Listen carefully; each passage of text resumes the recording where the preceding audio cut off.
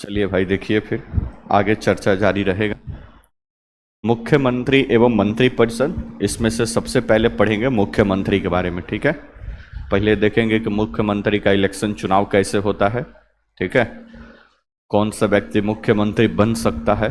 ठीक है, कौन इसको नियुक्त करता है, कौन इसको शपथ दिलवाता है, वेतन भत्ता वगैरह कहाँ से मिलता है। उसके बाद से पढ़ेंगे कार्य के बारे में।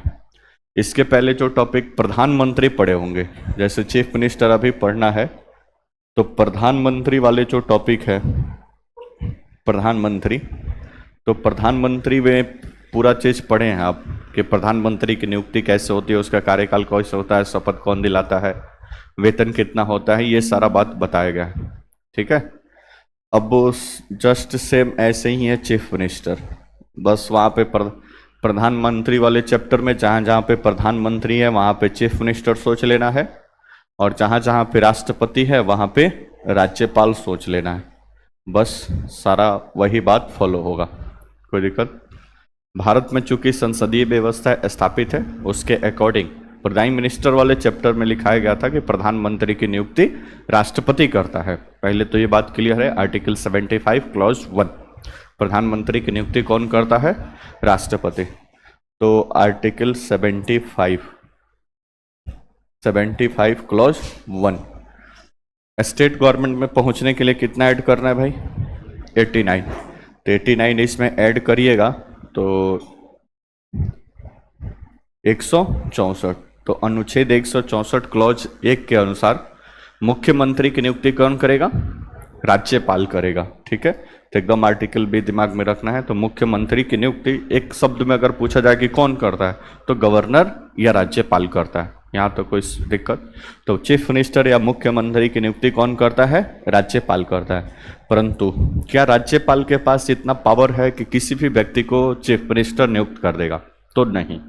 ठीक है, हालांकि संविधान में आर्टिकल 164 में वही लिखा है कि चीफ मिनिस्टर की नियुक्ति कौन करेगा, राज्यपाल करेगा, परंतु ऐसी व्यवस्था नहीं है। राज्य में जाएंगे तो राज्य में आपको मिलेगा विधानमंडल। क्या मिलेगा भाई, जैसे केंद्र की विधायिका है संसद, वैसे राज्य की विधायिका है विधानमंडल। विधानमंडल कोई दिक्कत परेशानी।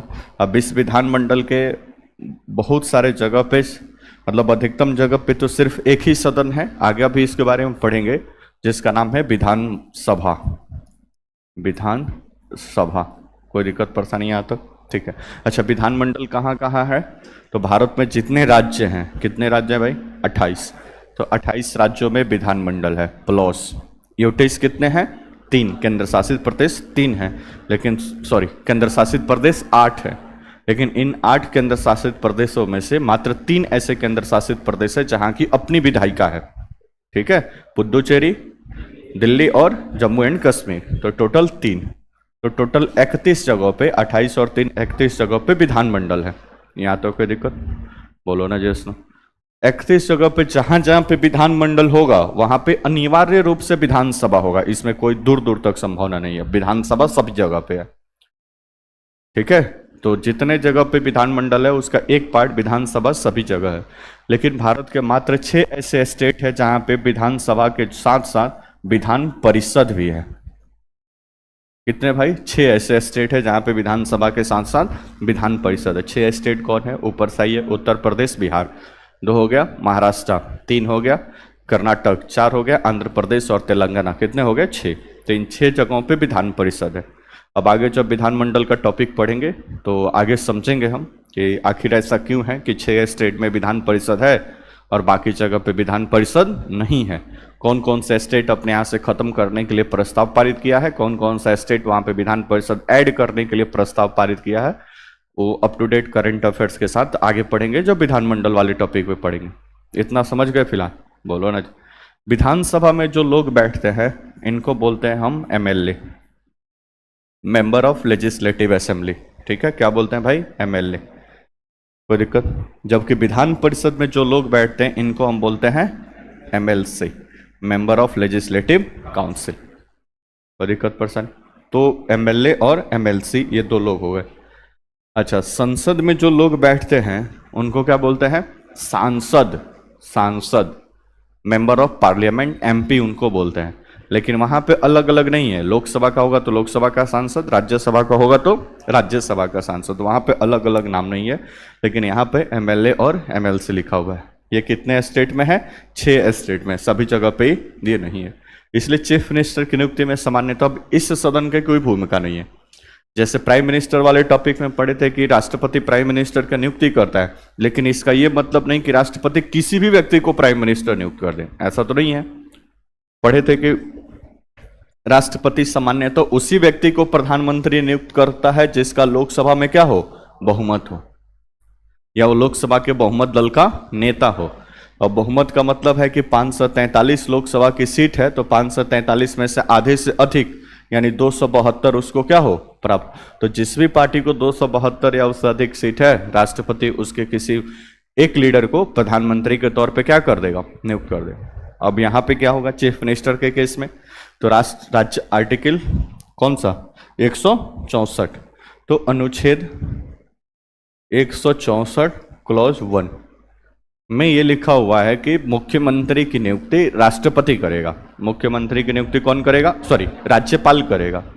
लेकिन राज्यपाल के पास इतना पावर नहीं है को किसी भी व्यक्ति को चीफ मिनिस्टर नियुक्त कर दे। राज्यपाल सामान्यतः उसी व्यक्ति को चीफ मिनिस्टर नियुक्त करता है जिसका विधानसभा में क्या हो? बहुमत हो। कहाँ बहुमत हो भाई? विधानसभा में बहुमत हो, विधानसभा में। कोई दिक्कत परेशानी? अब जाहिर सी बात है कि सभी राज्यों की विधानसभा की सीटें क्या है? अलग अलग है, बोलो ना जी। तो कहाँ बहुमत हो? विधानसभा। तो जिस भी पार्टी के पास या पार्टी के नेता के पास विधानसभा में बहुमत होगा, बहुमत बोले तो 50% प्लस 1, जिस भी पार्टी या पार्टी के नेता के पास विधानसभा में बहुमत होगा, उसके पार्टी या पार्टी के नेता को एज ए चीफ मिनिस्टर नियुक्त कर देगा कौन? गवर्नर या राज्यपाल। यहाँ तक कोई दिक्कत? जैसे एग्जाम्पल मान लीजिए बिहार का लेते, अच्छा, उसका बहुमत कहाँ पे हो? विधानसभा में। न तो विधान परिषद और न तो विधानमंडल, एकदम नाम दिमाग में रखना है कि कहाँ पे बहुमत हो? विधानसभा। अब मान लीजिए कि बिहार विधानसभा में सीटों की संख्या है 243, मान लेते नहीं, अभी बिहार विधानसभा में सीटों की संख्या कितना है? 243।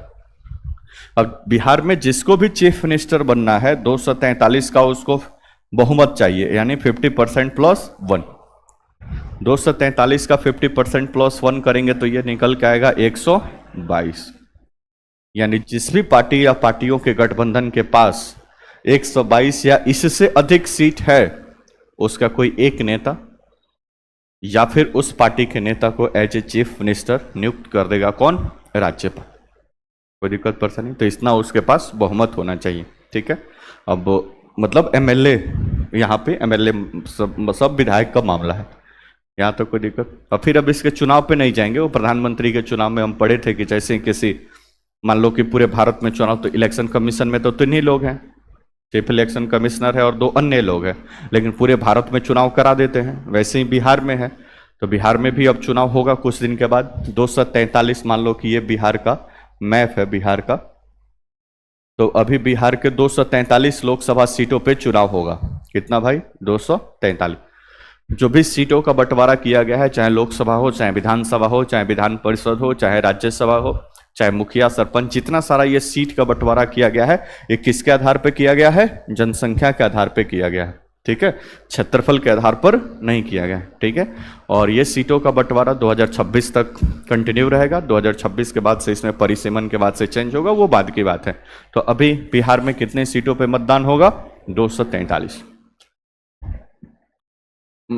ये एमएलए या विधानसभा का चुनाव कौन करवाएगा? राज्य में है तो नहीं, सेंट्रल जो इलेक्शन कमीशन है, स्टेट इलेक्शन कमीशन सिर्फ पंचायत और नगरपालिका का चुनाव संपन्न करवाता है, लोकल बॉडी का, ठीक है। बाकी इलेक्शन कमिश्नर में थोड़ा बहुत बताए थे कि जो चुनाव आयोग है वो राष्ट्रपति, उपराष्ट्रपति, संसद और स्टेट लेजिस्लेचर, विधानमंडल, सबका चुनाव कौन कराता है? चुनाव आयोग, केंद्रीय चुनाव आयोग कराता है। अनुच्छेद 324 अभी आगे पढ़ेंगे केंद्रीय चुनाव आयोग के बारे में, यहाँ तक कोई दिक्कत पड़ता नहीं। तो बिहार का विधानसभा का चुनाव भी कौन कराएगा? चुनाव आयोग कराएगा। कोई दिक्कत? तो ये चुनाव, विधानसभा का कार्यकाल जब 5 साल खत्म होने वाला होगा, उसके पहले तक पूरा बिहार का चुनाव संपन्न हो जाएगा, क्योंकि अगली विधानसभा के गठन से पहले पूरा चुनाव लगभग क्या हो जाएगा? संपन्न हो जाएगा। तो पिछली विधानसभा 2020 में लगभग नवंबर के आसपास कोविड खत्म हुआ था और कोविड के खत्म होने के बाद से पहला चुनाव बिहार में ही शायद हुआ था, ठीक है। तो 2020 में हुआ था नवंबर के आसपास। अब जाहिर सी बात है कि वो उसका कार्यकाल नवंबर 2025 में 5 साल के बाद खत्म होगा। तो नवंबर 2025 से पहले इलेक्शन कमीशन को बिहार में अब इलेक्शन करा लेना है। किसका? विधानसभा का, यानी एमएलए का। इनका इलेक्शन संपन्न करवा लेना है। अब 243 सीटों पे चुनाव होगा, जनसंख्या के आधार पे बांटा गया है। जैसे आप गोपालगंज में है तो गोपालगंज में विधानसभा की सीटों की संख्या टोटल कितना है? 6 गोपालगंज, जैसे एक को सीट है कुचायकोट विधानसभा क्षेत्र, गोपालगंज विधानसभा क्षेत्र, बरौली विधानसभा क्षेत्र, फिर एक है हथुआ विधानसभा क्षेत्र, एक उधर विजय भोरे विधानसभा क्षेत्र है, एक और इधर बरौली के उस साइड है। तो टोटल 6 विधानसभा क्षेत्र है कि कहाँ पे? गोपालगंज। वैसे ही पटना में जाएंगे तो पटना में 14 विधानसभा क्षेत्र है, ठीक है। मतलब जनसंख्या के अकॉर्डिंग उसको बांटा गया है। तो पटना से टोटल 14 विधायक चुनकर जाएंगे। गोपालगंज से टोटल कितने विधायक चुनकर जाएंगे? 6 विधायक चुनकर जाएंगे। कोई दिक्कत परेशानी? ठीक है। तो अब ये पूरा इलेक्शन चुनाव जो होता है वो चुनाव आयोग, केंद्रीय चुनाव आयोग करता है। ये पूरा करेगा कैसे? अब जैसे ही अभी पूरा तैयारी चल रहा है, चुनाव आयोग समय समय पर बिहार विजिट करता है। यहाँ के जो स्टेट इलेक्शन कमीशन है, राज्य चुनाव आयोग, उससे पूरा उसका कनेक्शन रहता है। वो यहाँ पे बिहार का जो मुख्य चुनाव आयुक्त है उसको कुछ भी मैसेज पहुँचाना होगा यहाँ पे तो सीधे बिहार के मुख्य चुनाव आयुक्त को पहुँचा देगा।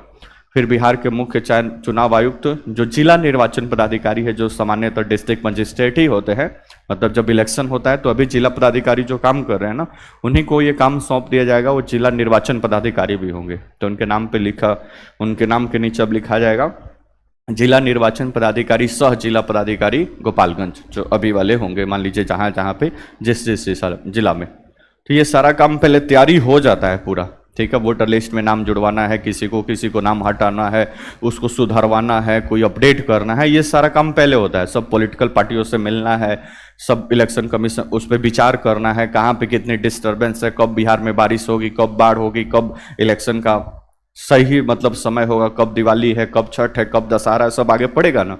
तो उसके अकॉर्डिंग सब देख समझ के कि कब वोटिंग का दिन रखा जाए कि ज़्यादा से ज़्यादा पब्लिक वोट करे, सभी लोगों को जागरूक करना वोट के प्रति, सब काम अभी पर्दे के पीछे सब चल रहा है। जब पूरा एकदम ओवरऑल तैयारी ठीक ठाक हो जाएगा तो इलेक्शन कमीशन के तीनों लोग आएंगे चुनाव आयोग के, और एक दिन आकर अनाउंस कर देंगे कि अब बिहार विधानसभा का चुनाव इतने फेज में होगा, इतने तारीख को वोटिंग होगा, इतने तारीख को वोटिंग होगा, और फिर इतने तारीख को मतदान आएगा। उसी दिन से बिहार में इलेक्शन की प्रक्रिया या चुनाव की प्रक्रिया ऑफिशियली क्या हो जाएगा? शुरुआत हो जाएगा। बिहार में चुनाव आचार संहिता लग जाएगा। चुनाव आचार संहिता मतलब कोड ऑफ कंडक्ट, जिसमें पॉलिटिकल पार्टियों को क्या क्या करना है इसके लिए एक पूरी गाइडलाइन होता है, और आम पब्लिक को क्या क्या करना है उसके लिए भी थोड़ी बहुत गाइडलाइन उसमें होती है। उसके बाद से फिर चुनाव होगा तो चुनाव का परिणाम आएगा। चुनाव के परिणाम में जिसको भी बहुमत आ जाए, बहुमत 243 का कितना? 122, जिस भी पार्टी या पार्टी के नेता को मिलेगा, राज्यपाल के पास कोई दिक्कत परेशानी नहीं है। फिर वो विधायक दल का एक मीटिंग होगा। मान लीजिए कि चुनाव हुआ, जैसे ये वाले केस में देखिए, ये मध्य प्रदेश का चुनाव रिजल्ट है, ठीक है। अभी लेटेस्ट दिल्ली का आया है, लेकिन वो केंद्र शासित प्रदेश है। तब तक आप मध्य प्रदेश के देखिए। मध्य प्रदेश में सीटों की संख्या कितना है? 230। मध्य प्रदेश विधानसभा की सीटों की टोटल संख्या कितना है? 30, 230। अब यहाँ पे 230 में बहुमत के लिए कितना चाहिए? 50% प्लस 1, बोलो ना जैसे। तो 50% प्लस 1 चाहिए, तो इसका निकालेंगे 50% प्लस 1 कितना होगा? 116, मतलब आधा करेंगे 230 का 115, एक जोड़ेंगे तो कितना होगा? 16। तो जिसके पास भी 116 या 116 से अधिक सीट होगा, उसके पार्टी के बहुमत दल के नेता को राज्यपाल क्या कर देगा? एज ए चीफ मिनिस्टर नियुक्त कर देगा। बोलो ना जी सुनो। तो इस केस में देखिए, भारतीय जनता पार्टी के पास कितना सीट है? 163, 163। बहुमत के लिए कितना चाहिए? 116। तो इनके पास तो अपार बहुमत है। बोलो ना जी सुनो, बहुमत ठीक ठाक है ना। तो इनके पास है 163 सीट, चाहिए कितना? 116। तो राज्यपाल का कोई दिक्कत परेशानी नहीं है। अब 163 लोग का विधायक दल का मीटिंग होगा, सब लोग का 163 लोग का एक साथ विधायक दल का मीटिंग होगा। इसी विधायक दल के मीटिंग में एक आदमी जो चीफ मिनिस्टर बनना होगा उसका नाम प्रस्तावित करेंगे कि ये फला व्यक्ति को चीफ मिनिस्टर के तौर पे मतलब मनोनीत किया जाता है। फिर बाकी 162 लोगों का नीचे उस पर हस्ताक्षर होगा कि हम 162 लोग इनका समर्थन करते हैं। बोलो ना जैसनो। और फिर वो जो लेटर होगा, वो लेटर दड़दड़ाते एकदम गाड़ी से जाएंगे लोग राज्यपाल के भवन में, और राज्यपाल के भवन में कहेंगे ये दावा पेश करते हैं हम कि हम अब चीफ मिनिस्टर मुझे नियुक्त किया जाए, हमारा विधानसभा में क्या है, बहुमत है। तो इसको बोलते हैं दावा पेश करना। राज्यपाल उसको इलेक्शन कमीशन से मैच करवाएगा भाई, जो लोग सिग्नेचर किए हैं वो जीते भी हैं कि ऐसे ही फर्जी सिग्नेचर मार के भेज दिए हैं। फिर उसकी जांच पड़ताल हो जाएगी, फिर एक धूमधाम से डेट डिसाइड होगा, और उसके बाद से मुख्यमंत्री का शपथ ग्रहण समारोह होगा और मुख्यमंत्री काम करना शुरू कर देगा। कोई दिक्कत परेशानी? पीछे क्लास में पढ़े थे प्राइम मिनिस्टर और मंत्री परिषद में कि कोई भी व्यक्ति बिना चुनाव जीते प्रधानमंत्री भी बन सकता है या फिर सेंटर में मिनिस्टर भी बन सकता है। कितने माह के लिए? 6 माह के लिए। 6 माह के अंदर उसे संसद के किसी भी सदन की सदस्यता लेनी पड़ेगी, अदरवाइज उसकी सदस्यता क्या हो जाएगी, समाप्त हो जाएगी। तो वैसे यहाँ पे भी लागू होगा, कोई भी व्यक्ति बिना चुनाव जीते चीफ मिनिस्टर बन सकता है, मंत्री परिषद में शामिल हो सकता है। कितने माह के लिए? 6 माह के लिए। 6 माह के अंदर उसको सदस्यता लेनी पड़ेगी, अदरवाइज उसकी सदस्यता समाप्त हो जाएगी। सदस्यता लेने के लिए वो चाहे, अगर जहाँ पे विधानसभा है तो उसको मजबूरी है विधानसभा से ही कहीं से लेना पड़ेगा, अगर जहाँ पे विधान परिषद है दोनों में से किसी भी सदन का सदस्यता वो लेता है तब भी अपने पद पे बना रहेगा। ठीक है। चीफ मिनिस्टर और मंत्री बनने के लिए कोई जरूरी नहीं है कि वो लोकसभा का ही मेंबर हो, सॉरी विधानसभा का ही मेंबर हो। जैसे प्राइम मिनिस्टर और मंत्री परिषद का मेंबर बनने के लिए जरूरी नहीं है कि वो लोकसभा का ही मेंबर हो। राज्यसभा का भी कोई व्यक्ति मंत्री बन सकता है, राज्यसभा का भी कोई व्यक्ति प्राइम मिनिस्टर बन सकता है। वैसे ही जहाँ जहाँ पे विधान परिषद है, जैसे नीतीश कुमार अभी जो चीफ मिनिस्टर है किसके मेंबर है, विधान परिषद के मेंबर, तो विधान परिषद वाला भी बन सकता है, कोई दिक्कत परेशानी नहीं है। विधानसभा वाला भी, विधानसभा की भी सदस्यता ली जा सकती है, कोई दिक्कत परेशानी नहीं। मान लीजिए कि जहां पे विधान परिषद नहीं है तो वहां पे मान लीजिए चीफ कोई मंत्री पद पे नियुक्त हो गया, चीफ मिनिस्टर के पद पे नियुक्त हो गया, तो फिर वो कहाँ की सदस्यता लेना होगा उसको, विधानसभा का। लेकिन विधानसभा का तो पूरा सीट पे चुनाव हो गया है, तो अब कैसे सदस्यता लेगा? मान लीजिए सबको तो चुनाव हो गया है ना, मान लीजिए इसी का एग्जाम्पल आप ले लीजिए। 230 सीट पे चुनाव हो गया, 230 सीट पे चुनाव होने के बाद से 163 सीट इनके पास और बाकी सबके पास चला गया, तो सब पे चुन कर नए एमएलए तो आ गए। अब जो चीफ मिनिस्टर नियुक्त हुआ वो चुनाव जीता ही नहीं है, लेकिन 6 माह के लिए नियुक्त हो गया। अब एमपी में, मध्य प्रदेश में विधान परिषद है ही नहीं, तो फिर इसको 6 महीने के अंदर सदस्यता लेनी है ना, कहाँ की लेना पड़ेगा, मजबूरी है, इसको विधानसभा में लेना पड़ेगा। तब कैसे होगा? अब ये भाई साहब क्या करेंगे कि देखेंगे कि कौन सा ऐसा सीट है जहाँ पे भारतीय जनता पार्टी जीत प्रतिशत ज़्यादा है या जीत का वोटिंग का अंतर ज़्यादा है, उस विधायक के वो सीट को खाली करवा देंगे, बोलेंगे कि आप त्यागपत्र दे दो।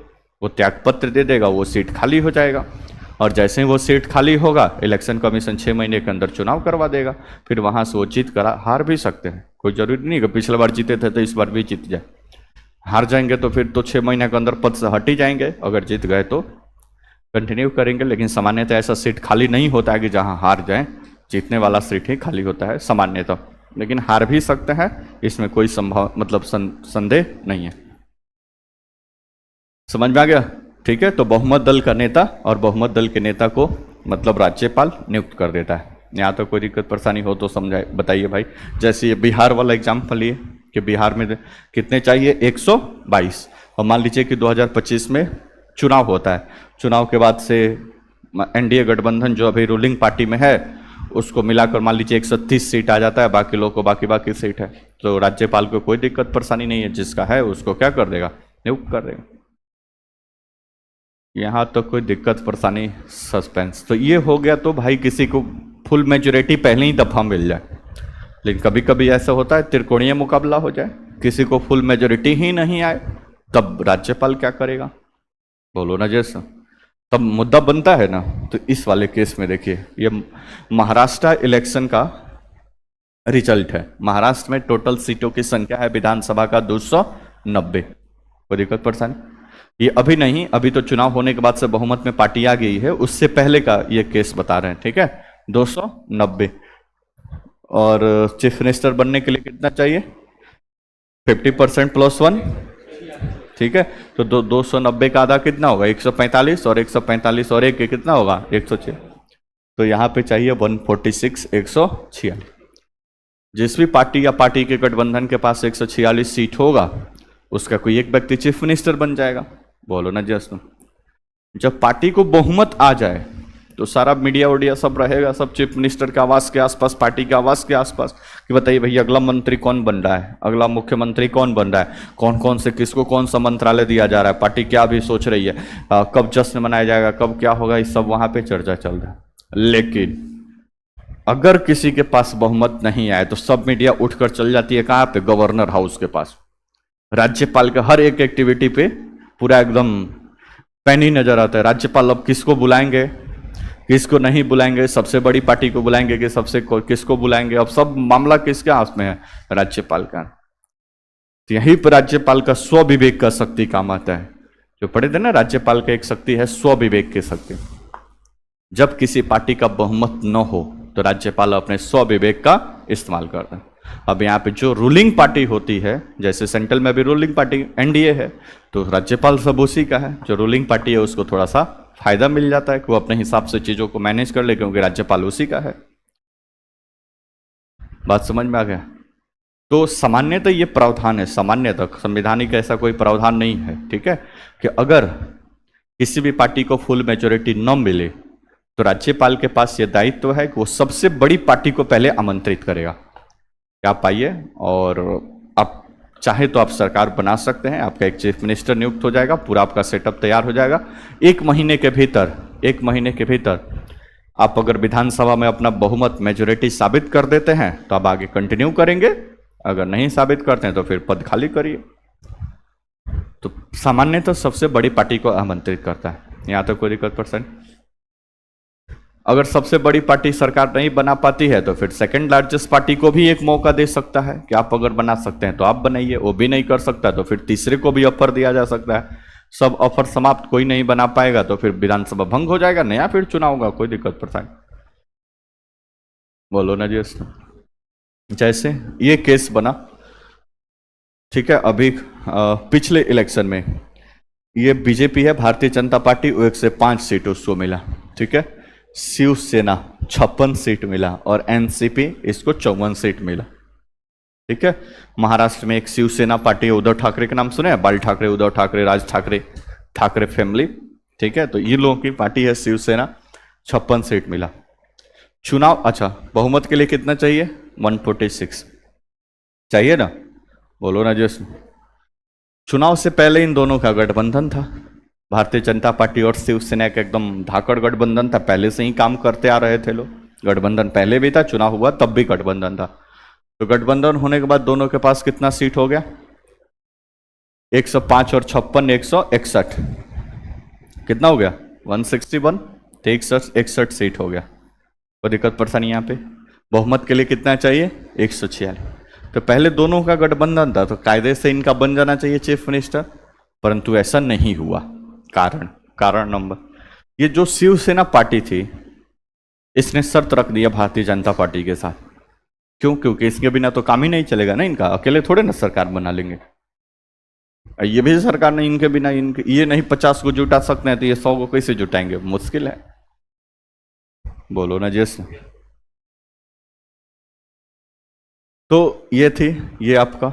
अच्छा, एक और पार्टी है यहाँ पे, एक और पार्टी है यहाँ पे जिसका भी नाम यहाँ पे मेंशन नहीं है। एक और, मतलब 105 और 56, ये तो टोटल अभी 210 ही का मामला हुआ है ना, और विधायक है ना, ठीक है। हाँ सॉरी, कांग्रेस है यहाँ पे, एक और खिलाड़ी है मेन, कांग्रेस है, जिसके पास भी लगभग 40 या इसके आसपास सीट है, उस समय की बात कर रहे हैं, ठीक है। तो शिवसेना ने यहाँ पे बीजेपी के साथ शर्त रख दिया कि बिना हमारे तो आपका काम नहीं चलेगा। बोलो ना जैसो, क्योंकि बहुमत तो अकेले है नहीं, बिना हमारे काम नहीं चलेगा, तो कुछ शर्त मानिए तब हम साथ रहेंगे, नहीं तो फिर मिलते हैं दूसरे पार्टी के साथ।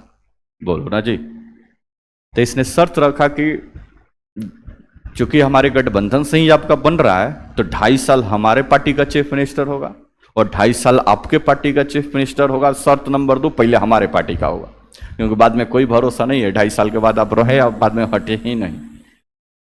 ठीक है, तो इसलिए शिवसेना ने भारतीय जनता पार्टी के साथ समक रखा शर्त कि गठबंधन में हम लोग सरकार बनाएंगे, आधा हमारा चीफ मिनिस्टर रहेगा पार्टी का कोई, और आधा आपके पार्टी का कोई चीफ मिनिस्टर रहेगा, और पहले हमारा रहेगा। ये शर्त रखा जो मोटा भाई को मंजूर नहीं था, अमित शाह और उनके पार्टी को मंजूर नहीं था, और उन्होंने इस मतलब शर्त को खारिज कर दिया, नहीं हमारा ही चीफ मिनिस्टर बनेगा। मतलब ये नहीं बोले कि हम सेकंड हाफ में भी आपको बनाएंगे, नहीं पूरा हमारा बनेगा। आपको मतलब इतना कम सीट है, आपको कैसे चीफ मिनिस्टर बना दिया? ठीक है, तो इन्होंने खारिज कर दिया, तो गठबंधन टूट गया। ठीक है, गठबंधन टूट गया तो फिर इन तीनों का गठबंधन हुआ, इन तीनों का। ठीक है, हालांकि अभी गठबंधन नहीं हुआ, जैसे गठबंधन टूटा तो अच्छा राज्यपाल किसका होगा? इन्हीं का होगा। तब तक इधर एनसीपी के वो लीडर है अजित पवार, मतलब एनसीपी के जो मुख्य अध्यक्ष थे वो थे शरद पवार, देखे होंगे थोड़ा तोतला करके बोलते हैं शरद पवार, उन्हीं के भतीजा हैं अजित पवार। तो इन्हें जाकर शायद देवेंद्र फडणवीस और वहां की पार्टी को बोला कि आप टेंशन मत लीजिए, आपको जितना सीट जितना सारा इसका विधायक है सब लेकर हम भाग आएंगे और आपके पार्टी के साथ गठबंधन कर देंगे, और आप चलिए आगे बढ़िए, हम आपके साथ हैं। और बीजेपी को लगा कि सही में साथ है। अब बीजेपी ने इसके बात मान लिया और धाय जाकर राज्यपाल के समक्ष अपना दावा पेश कर दिया कि एनसीपी के इतना और बाकी हमारा बहुमत है। धूमधाम से उसको शपथ भी दिलवा दिया गया, मामला चला गया हाईकोर्ट, तुरंत आदेश दिया कि अगले दिन बहुमत सिद्ध करें। तब तक पता चला इधर वाला विधायक आया ही नहीं है। तो बहुमत सिद्ध करने से पहले ही उस समय के तत्कालीन जो चीफ मिनिस्टर शपथ लिए थे, 2 दिन के बाद देवेंद्र फडणवीस को त्याग पत्र देना पड़ा, क्योंकि उनको लगा कि यह सब आएगा नहीं तो काहे इतना जगह हसाई कराए जो जाके विधानसभा में बहुमत न सिद्ध हो और लेने के देने पड़ेंगे। तो पहले ही त्याग पत्र देकर मुक्ति पा लिया, कोई दिक्कत परेशानी तो हट गया। फिर वहां पे राज्यपाल के हाथ में ही सारा पावर है। तब इन तीनों का गठबंधन हुआ, ये तीनों का, कांग्रेस का लगभग यहाँ पे 40-45 सीट इनका भी था, कांग्रेस का। तो इन तीनों का गठबंधन हो गया आगे चल के। तो 5-5 10 और 4 14 इधर मिला देंगे तो लगभग बहुमत कितना चाहिए? 146 ही। तीनों को मिलाकर 146 से ज्यादा हो ही रहा था। तीनों का गठबंधन हो गया, सरकार बन गई। अब ये अपने आप में बहुत अजूबा बात था, क्योंकि एक तरफ शिवसेना और कांग्रेस दोनों एकदम धुर विरोधी पार्टी थी। धुर विरोधी समझते हैं? 36 का आंकड़ा जिसको बोलते हैं वो 36 का आंकड़ा था। मतलब उद्धव ठाकरे ने क्या क्या सोनिया गांधी के बारे में नहीं बोला है, विदेशी है, ये है, वो है, फला है, ढिमका है, लेकिन इसी का नाम राजनीति है। हस्बैंड हस्बैंड दूसरे पार्टी से लड़ते हैं, वाइफ दूसरे पार्टी से लड़ती है। पॉलिटिक्स में ऐसा होता है ना। यहाँ पे उत्तर प्रदेश में एक हस्बैंड चाहे शायद सपा से है, वाइफ चाहे बीजेपी से है, दोनों लोग विधायक 2 पार्टी से हैं, इधर का बात उधर करते ही होंगे। ठीक है, बिहार में आइए, बिहार में राबड़ी देवी, उन्हीं के भाई है साधु यादव, एक दूसरे के धुर विरोधी हैं, दोनों भाई बहन हैं। ठीक है, एक दूसरे के खिलाफ चुनाव भी लड़ते हैं। साधु यादव के नाम नहीं सुने? गोपालगंज में ही रहते हैं ना, उनका आवास वहां पे हाईवे के पास है। तो राजनीति है, चलते रहता है। तो वही राजनीति में चलते चलते इन तीनों का गठबंधन हो गया। गठबंधन हो गया, अभी बन गई सरकार, यहां तो कोई दिक्कत। लेकिन बताओ, ये 50-50 को नेता एमएलए लेके और सरकार में रहे, और 105 लेकर, जबकि राज्यपाल अपना ही है, केंद्र में भी सरकार है, कितना अफसोस हो रहा होगा बताओ इसको। 105 हमारा विधायक है और हम सत्ता में नहीं, हम विपक्ष में बैठे हुए हैं, और 40-45-50 लेके सत्ता में बैठा हुआ है। ये बातें इसको हजम नहीं हुआ भाई। दिमाग लगाते रहा कैसे बाकी विधायकों को इधर से उधर कर दे। तो इन दोनों पार्टी को तोड़ दिया, शिवसेना को और एनसीपी को। उसके भतीजा अजित पवार को बोला कि टेंशन मत लीजिए, आप आइए हमारे पार्टी में, फुल समर्थन होगा, बोलिए कौन मंत्री बनना है, ये वो जो भी सब मंत्री का पद आपको दिलाएगा, 20 को 25 को विधायक लेकर भागिए उधर से, कहा उधर कर रहे हैं। ये मोटिवेट हो गया भाई साहब, ये मोटिवेट हो गया तो इनको मोटिवेट करना था। शिवसेना के, तो इसने पकड़ा शिवसेना का डिप्टी चीफ मिनिस्टर कौन है? एकनाथ शिंदे को पकड़ा। इसको तो पूरा ऑफर दिया गया, आप टेंशन मत लीजिए, आपको चीफ मिनिस्टर बनाएंगे, हम मुख्यमंत्री बनाएंगे, आप बस आइए। कुछ विधायक लेके 35। अच्छा, दल बदल अधिनियम में क्या पढ़े थे? 2/3 से ज्यादा भागेगा तो उस पर कोई कार्रवाई नहीं होगा। तो भागिए 56 है, 36 37 या 40 विधायक के आसपास लेके भागिए, बाकी हम देख लेंगे। विधानसभा में स्पीकर हमारा ही है, राज्यपाल हमारा भी है, केंद्र में सरकार हमारा ही है, और अमित शाह सब के मास्टरमाइंड हैं। क्या टेंशन लेना है, बस अजीत पवार को हथेली पे चांद दिखाया सब, और अजीत पवार मोटिवेट हो, सॉरी नहीं, एक नाथ शिंदे मोटिवेट हो गए और इन दोनों पार्टियों को तोड़ दिया। और एक नाथ शिंदे धूमधाम से पहली बार, काफ़ी चर्चा में, पहले ऑटो चलाते थे कहाँ पे, महाराष्ट्र मुंबई के गलियों में जो व्यक्ति ऑटो चलाता था, राजनीतिक में कद इतना बढ़ते बढ़ते बढ़ते बढ़ते वो महाराष्ट्र जैसे राज्य का एक इंपॉर्टेंट राज्य है, सेकंड लार्जेस्ट पॉपुलेशन वाला राज्य है, जहाँ की राजधानी मुंबई है, भारत के इकोनॉमिक कैपिटल माना जाता है, उस राज्य का ये बने सीएम, कोई दिक्कत पर सर चीफ मिनिस्टर बने। कुछ दिन तक काम किया, 1.5-2 साल जो बचा हुआ था वो पूरा टेन्योर इन्होंने पूरा किया। तो काफ़ी इस पे मतलब ये हुआ कि भाई 105 सीट के लेकर ये चीफ मिनिस्टर नहीं बनवाए।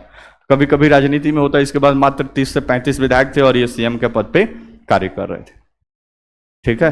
तो कुछ दिन तक काम किए, काम किए के बाद इस साल फिर नया इलेक्शन हुआ था, 2025 में या 24 में लास्ट में हुआ था, नया इलेक्शन हुआ था, फिर जीत गए थे ये शिवसेना की, वही एक नाथ शिंदे के नेतृत्व में कुछ पार्टी लड़ी थी, कुछ सीट मिला था, और बाकी सब ये, इनको भी अभी भी फुल मेजोरिटी नहीं है, मतलब अभी का रिजल्ट पे जाए, लेकिन शिवसेना का वो जो टूटा हुआ पार्ट था उसने बोला कि अब वो शर्त नहीं रखा कि हमको चीफ मिनिस्टर बनाइए।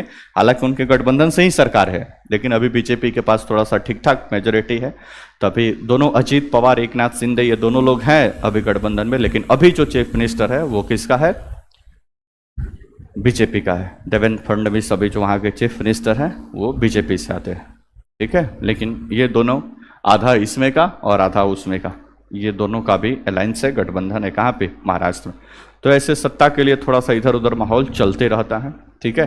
राज्यपाल की सामान्यतः ये दायित्व वहाँ पे रहता है कि सबसे बड़ी पार्टी को आमंत्रित करे, लेकिन खरीद फरोख्त राजनीति है तो थोड़ी बहुत चलते रहती। कभी विधायक 10-20 को इधर लेकर गया, कभी उधर लेके गया, हालांकि दल बदल अधिनियम है, लेकिन एक ही बार 2/3 इधर से उधर हो जाए तो फिर कोई मामला ही नहीं बनता है, कोई दिक्कत परेशानी।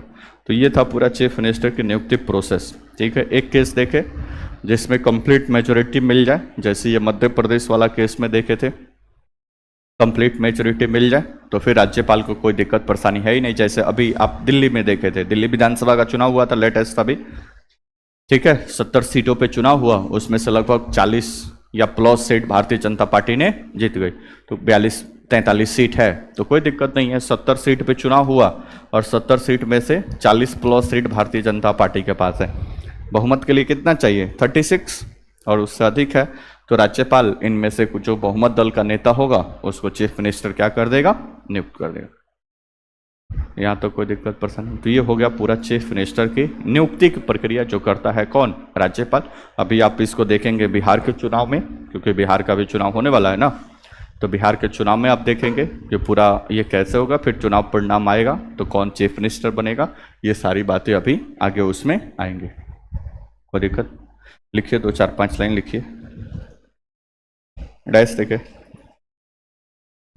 संविधान द्वारा सरकार की संसदीय व्यवस्था में, संविधान द्वारा सरकार की संसदीय व्यवस्था में, सरकार की संसदीय व्यवस्था में,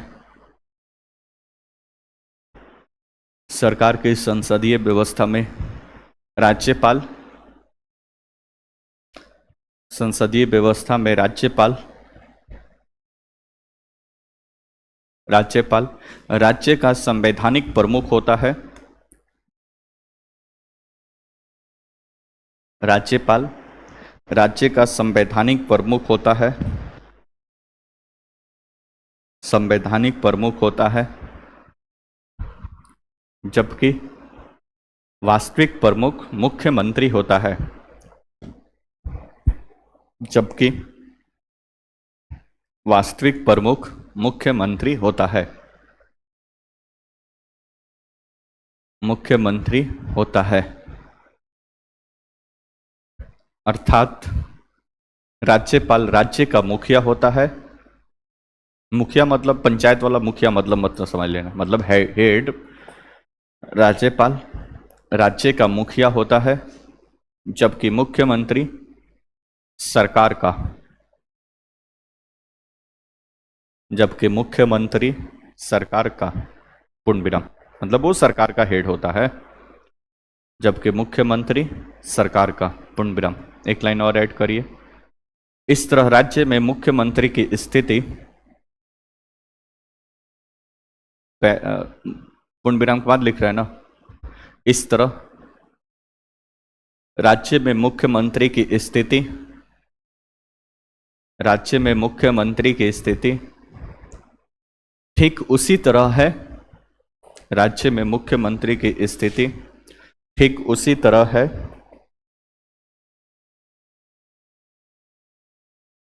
जैसे कि केंद्र में प्रधानमंत्री की, ठीक उसी तरह है जैसे कि केंद्र में प्रधानमंत्री की, जैसे कि केंद्र में प्रधानमंत्री की, जैसे कि केंद्र में प्रधानमंत्री की, पूर्ण विराम। बात समझ गए? तो जो काम वहां पे सेंटर में प्राइम मिनिस्टर करता है, स्टेट में वही काम कौन करता है? चीफ मिनिस्टर करता है। ठीक है। अच्छा, एक टॉपिक बीच में स्किप हो गया है, डिप्टी प्राइम मिनिस्टर, उप प्रधानमंत्री, नाम सुने?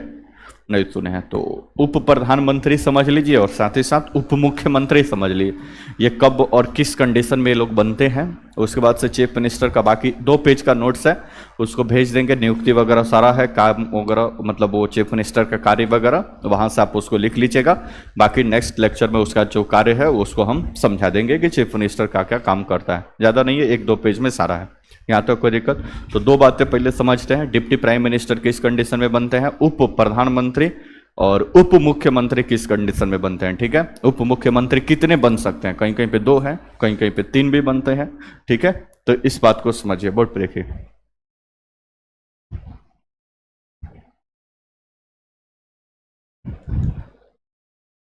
बोर्ड पे पहले समझिए उप प्रधानमंत्री। भारत के पहले उप प्रधानमंत्री सरदार वल्लभ भाई पटेल। चलिए, इतना बात तो पता रखें। ठीक है, बोर्ड पे उप प्रधानमंत्री या उप मुख्यमंत्री कब बनता है?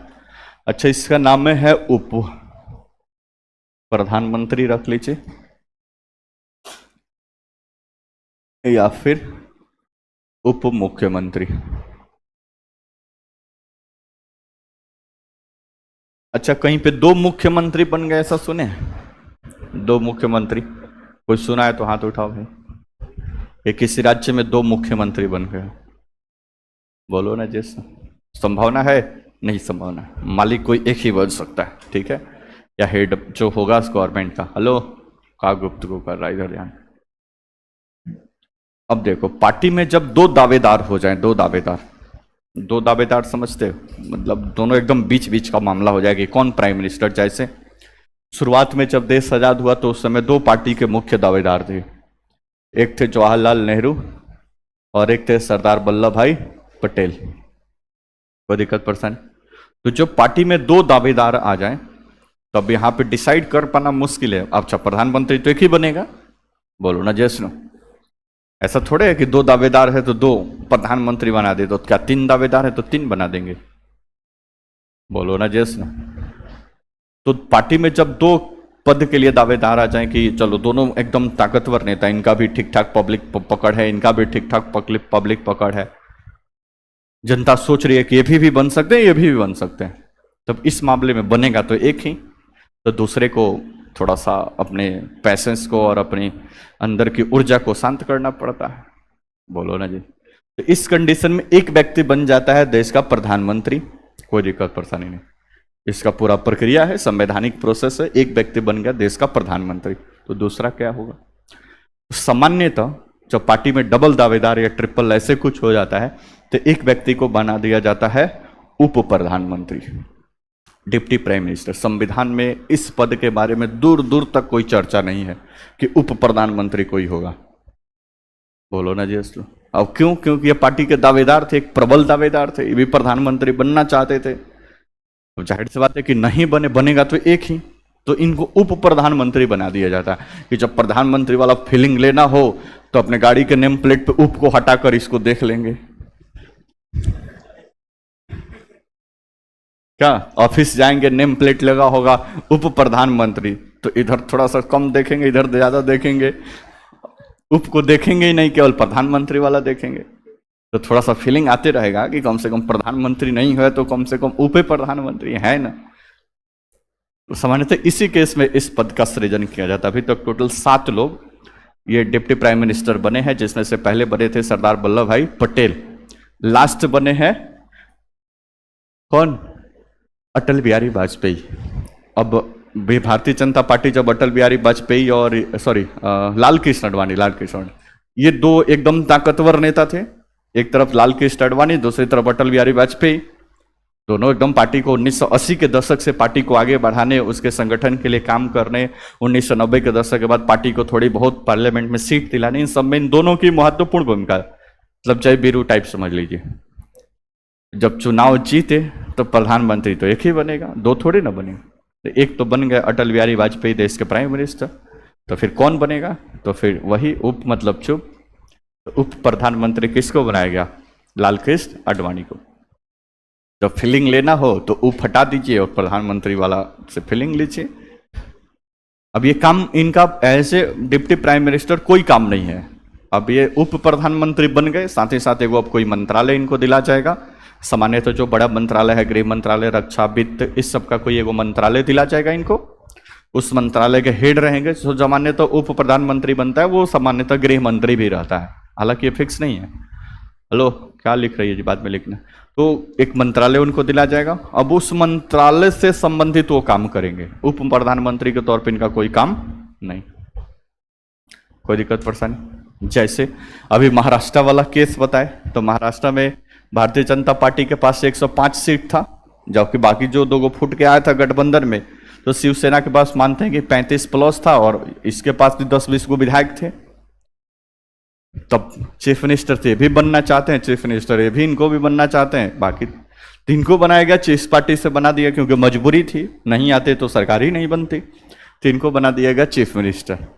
लेकिन अब ये इतनी बड़ी पार्टी है, इसका भी तो अपना ख्वाब है भाई कि बनते हम भी चीफ मिनिस्टर। मुख्यमंत्री तो नहीं बनेगा तो क्या बनेगा, उप मुख्यमंत्री। तो देवेंद्र फडणवीस को उस टाइम क्या बनाया गया, उप मुख्यमंत्री, कि आप आराम से उप मुख्यमंत्री बन जाइए। जब फीलिंग लेना हो तो रात के अंधेरे में मुख्यमंत्री वाला केवल नाम पढ़ लीजिएगा, उप वाला भूल जाइएगा।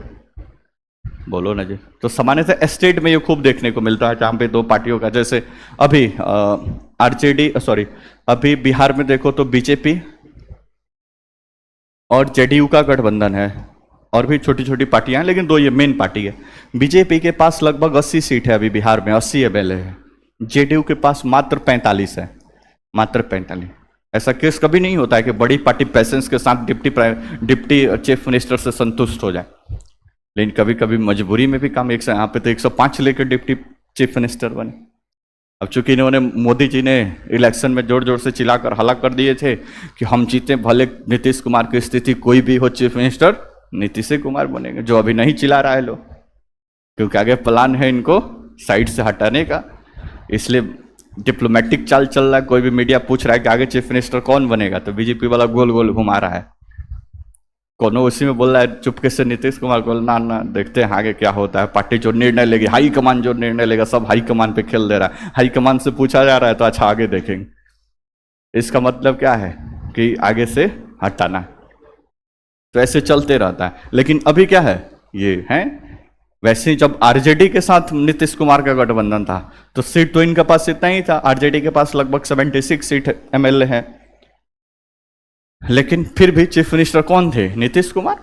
उप मुख्यमंत्री कौन थे, तेजस्वी यादव। तो बिहार में कहा जाता है इधर से उधर जब पलटते हैं तो केवल मतलब उप मुख्यमंत्री बदलते हैं, मुख्यमंत्री तो वही रहते हैं ना। ठीक है, कभी बीजेपी वाला बनता है, कभी इधर वाला, कभी उधर वाला। कोई संवैधानिक पद नहीं है। उप मतलब चुप, बस इतना ही समझिए। बस वो फीलिंग लेने के लिए कि पार्टी नेताओं को संतुष्ट करने के लिए कि आप थोड़ा सा खुश रहिए भाई, टेंशन मत लीजिए। भले मुख्यमंत्री ने उप मुख्यमंत्री बने हैं ना, आपके नाम में मुख्यमंत्री लगा हुआ है, आप टेंशन मत लीजिए, कोई दिक्कत परेशानी। जैसे यूपी इलेक्शन में हुआ 2017 में, भारतीय जनता पार्टी एक ठीक ठाक मेजोरिटी के साथ यहाँ पे जीती। दो मुख्यमंत्री के दावेदार थे, एक थे कौन, मौर्य है वहां पे, केशव मौर्य, और एक और व्यक्ति थे। इन दोनों के बीच लफड़ा फसाद कि कौन अब आगे चीफ मिनिस्टर, क्योंकि चीफ मिनिस्टर का फेस का अनाउंसमेंट नहीं हुआ था कि कौन चीफ मिनिस्टर बनेगा। तब तक भारतीय जनता पार्टी ने प्लान किया कि योगी आदित्यनाथ को चीफ मिनिस्टर बनाना है। अब इन दोनों लोगों का तो भाई बहुत दुख लगेगा, इतना मेहनत से पार्टी के लिए मेहनत किया और सबको जिताए और फुल मेजोरिटी इतना धाकड़ दिलवाए, उसके बाद से हमारा नाम चर्चा में ही नहीं आ रहा। ठीक है, और योगी आदित्यनाथ जो बन गए चीफ मिनिस्टर उत्तर प्रदेश।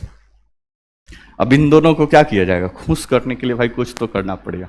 तो इन दोनों को बना दिया गया डिप्टी चीफ मिनिस्टर, आप रहिए उप मुख्यमंत्री। बस वही है कि आपके नाम में मुख्यमंत्री लगा हुआ है, ज्यादा टेंशन मत लीजिए। क्या, तो ये बन गए उप। तो ये कोई संवैधानिक पद नहीं है, पार्टी जब बीच बीच में फंस जाती है 2-3 लीडर उसके लिए दावेदार हो जाते हैं, तो ऐसी संभावना आपको और ऐसे पद आपको देखने को मिलते हैं, कोई दिक्कत परेशान।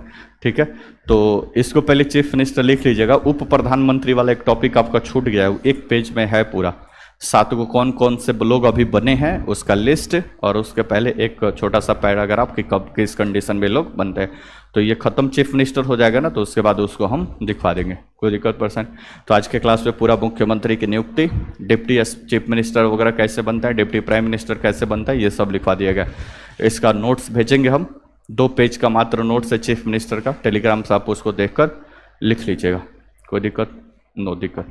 ठीक है, फिर आगे चर्चा जारी रहेगा मुख्यमंत्री की कार्य एवं शक्तियां, और थोड़ा सा मंत्री परिषद में, क्योंकि मंत्री परिषद सेंटर वाला सब पढ़ ही लिए हैं, तो थोड़ा बहुत कौन स्ट्रक्चर क्या है स्टेट में उसको थोड़ा बहुत बता दिया जाएगा, और कहानी ये फिनिश हो जाएगी। उसके बाद से फिर रुको ना जी, कहाँ लपेटने लगा। स्टेट लेजिस्लेचर आएगा, राज्य का विधानमंडल, जिसमें थोड़ा बहुत चर्चा होगा, 2-3 क्लास है। उसके बाद से फिर पंचायत वगैरह, और उसके बाद से आगे प्रक्रिया कंटिन्यू रहेगा, कोई दिक्कत।